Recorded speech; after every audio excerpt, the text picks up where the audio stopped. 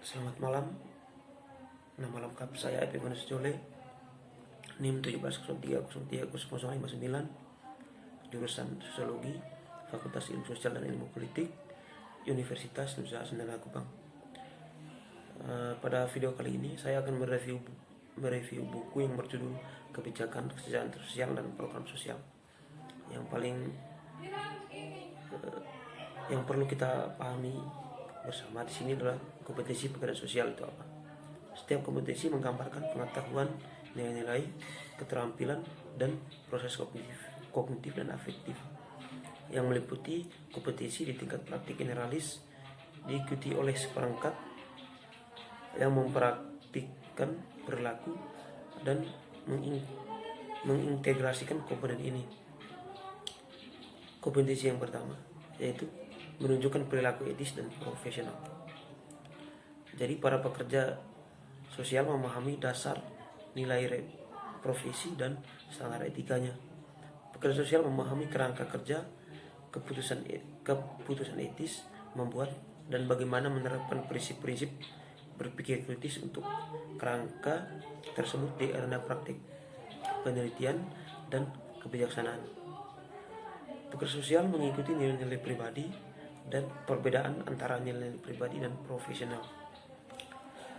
Kemudian melibatkan keragaman dan perbedaan dalam praktek. Pekerja sosial memahami bagaimana keragaman dan perbedaan mencirikan dan membentuk pengalaman manusia. Ini sangat penting untuk pembentukan identitas. Dimensi keragaman dipahami sebagai titik temu dari berbagai faktor termasuk tetapi tidak terbatas pada usia, kelas, warna kulit, budaya, etnis, jenis kelamin, identitas, ekspresi gender, status imigrasi, status perkawinan, kemampuan fisik dan mental, ideologi politik, ras, dan status kedaulatan suku. Pekerja sosial memahami bahwa sebagai konsekuensi dari perbedaan dan juga memahami bentuk dan mekanisme penindasan dan diskriminasi yang mengenai sejauh mana struktur budaya dan nilai-nilai termasuk pengecualian sosial, ekonomi, politik, dan budaya yang menindas, meminggirkan, mengasingkan atau menciptakan hak istimewa dan kekuasaan. Kemudian memajukan hak asasi manusia dan sosial, ekonomi,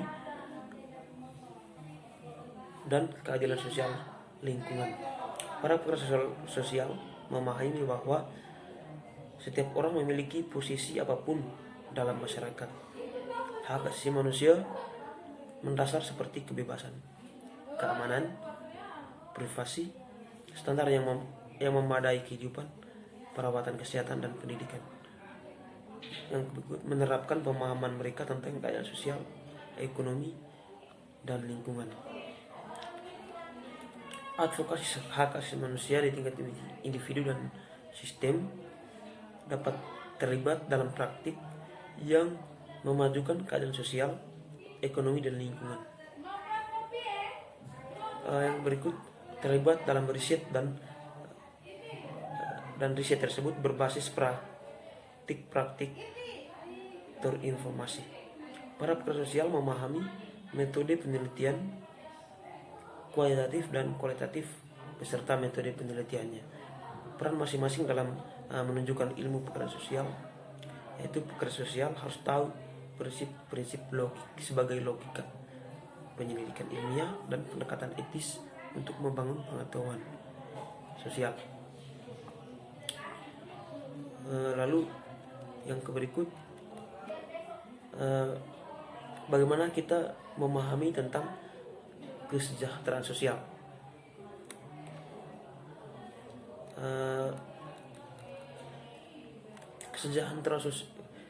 Istilah kesejahteraan sosial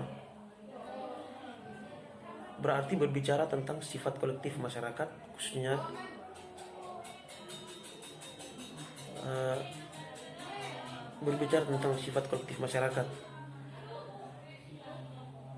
dalam warga negara ada bagian dari banyak sistem, dan sistem itu bergabung menjadi sistem yang lebih besar, yaitu masyarakat.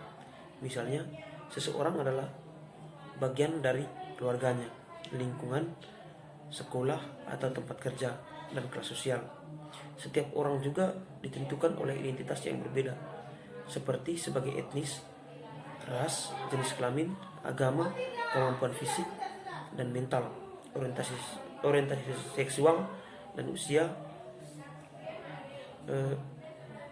Kesejahteraan berbicara tentang kesejahteraan, keadilan, keseimbangan yang sehat bagi orang-orang. Oleh karena itu, kesejahteraan sosial berarti kesejahteraan masyarakat. Kebijakan menyarankan mengambil posisi, tetapi posisi itu tidak selalu membutuhkan tindakan. Ini bisa menjadi upaya habis-habisan untuk memberantas masalah sosial atau pilihan untuk mengabaikan masalah sosial.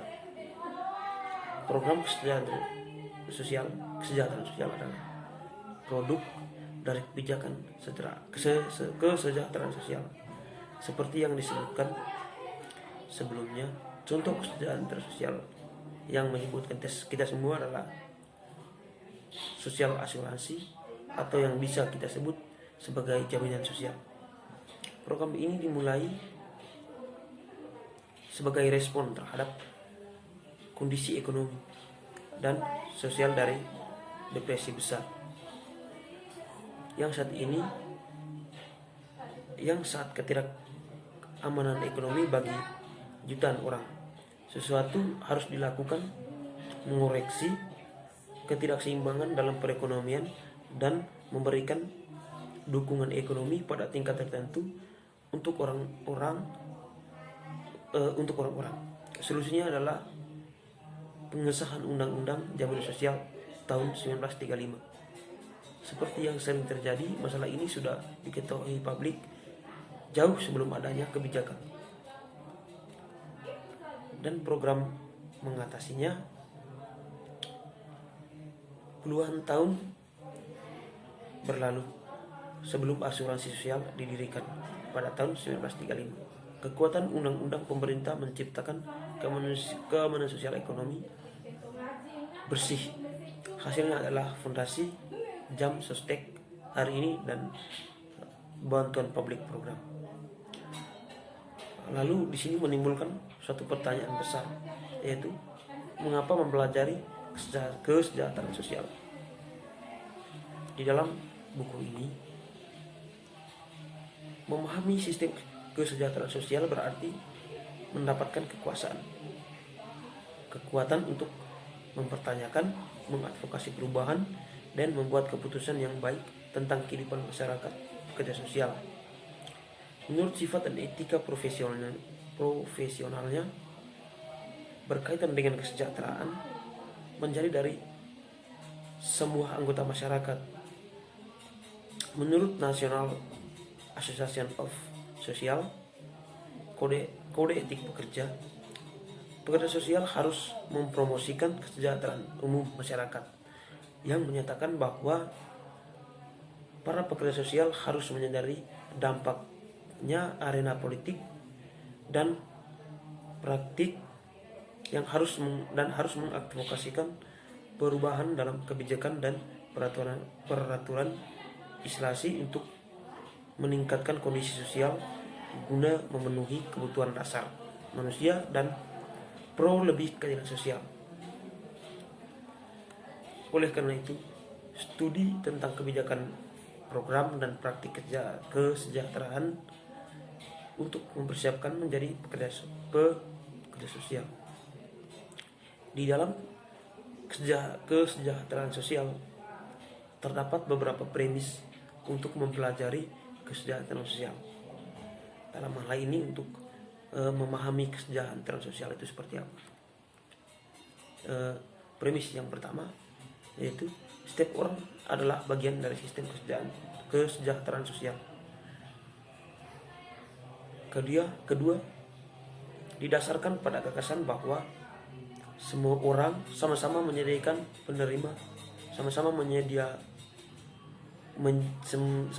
penyedia dan penerima kesejahteraan sosial.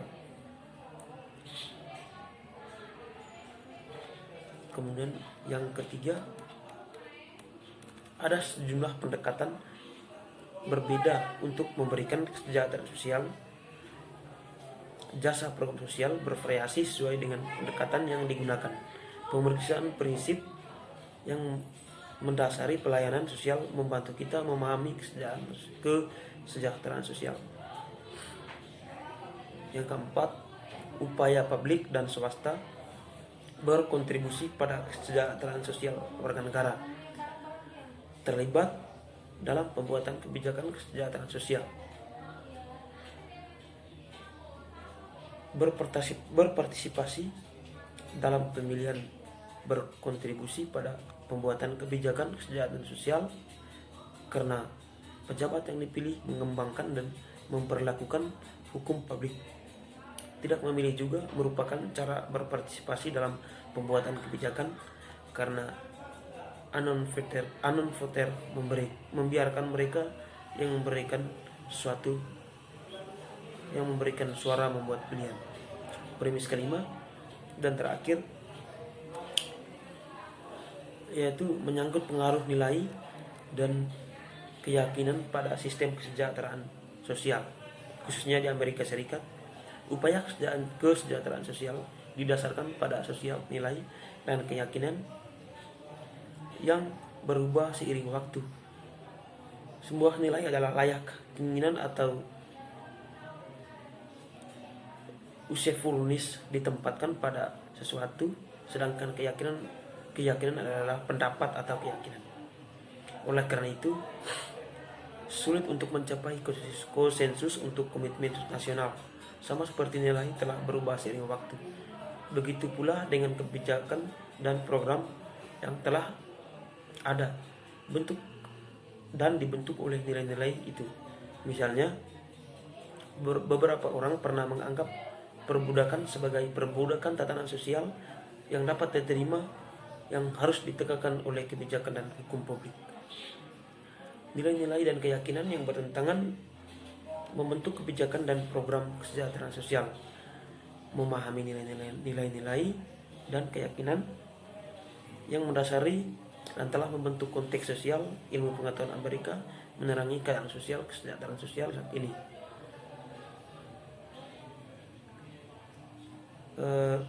Kemudian di dalam buku ini dimulai dengan teori kebijakan kesejahteraan sosial di Amerika dan memberikan alasan teoritis untuk sistem kebijakan sosial di Amerika Serikat, tentang bagaimana pentingnya keadilan sosial dan hak sipil dibahas. Alat yang diperlukan untuk menganalisis kebijakan tercakup diikuti oleh bidang utama kepedulian sosial. Kemudian buku ini diakhiri dengan diskusi tentang dampak kesejahteraan sosial di Amerika Serikat. Kebijakan tarif. Buku ini berfungsi sebagai panduan untuk memahami struktur secara keseluruhan sistem kesejahteraan sosial Amerika Serikat dan sebagai sumber daya untuk membantu kita semua melakukan perubahan dalam suatu sistem. Orang adalah anggota kelompok sosial, politik, budaya, dan ekonomi yang berbeda. Di dalam masing-masing kelompok tersebut, seseorang memiliki peran dan tanggung jawab yang berbeda. Idealnya, navigasi akan terjadi dengan lancar. Tetapi dalam kenyataannya ini tidak terjadi. Nilai dan prioritas dalam setiap dominan berbeda-beda dan konflik. Misalnya di tingkat individu dan di tingkat individu, peran seseorang sebagai orang tua mungkin bertentangan dengan perannya sebagai karyawan. Kesejahteraan dalam masyarakat, karena sistem sering mengalami konflik dan banyak dari sistem ini mengalami konflik ekstensif.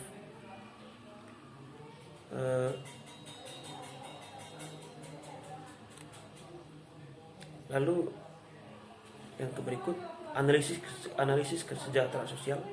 Kebijakan memungkinkan orang untuk menilai apakah sistem telah mencapai tujuan ini. Kadang masalah muncul yang menunjukkan bahwa sistem tidak efektif. Melalui kesejahteraan sosial, analisis kebijakan tarif, kita dapat menentukan mana yang berhasil, apa yang tidak, mengapa program itu tidak berfungsi dan bagaimana kita mungkin mengubah sistem. Kemampuan menganalisis sosial kebijakan kesejahteraan merupakan bagian integral dari profesi pekerja sosial. Beberapa konsep kunci menjadi dasar pelayanan kesejahteraan sosial. Konsep ini termasuk residual, kelembagaan, universal, dan pendekatan selektif untuk pembangunan kebijakan dan program kesejahteraan sosial.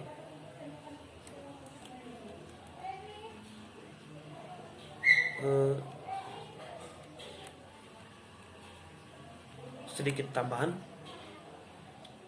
dari buku ini, yaitu tentang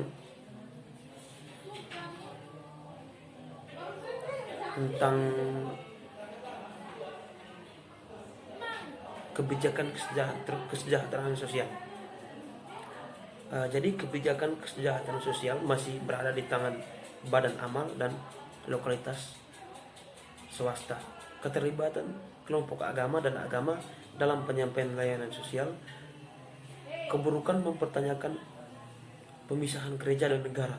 Pemerintahan federalment belum menjadi penyedia layanan, meskipun benih federal yang lebih kuat. Keterlibatan dalam kesejahteraan sosial telah ditaburkan selama era progresif. Federal pemerintah telah mengeluarkan undang-undang yang mengatur pekerjaan, melindungi perempuan dan anak-anak, menempatkan pembatasan pada pemilik pabrik, dan melindungi pekerja di Amerika Serikat.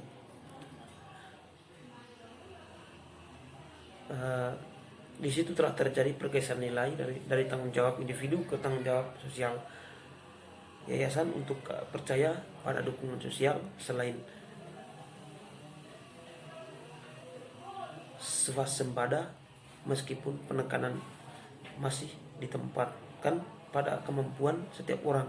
Ada kesadaran yang tumbuh bahwa masyarakat yang lebih besar memiliki peran dalam merawat mereka yang kurang beruntung.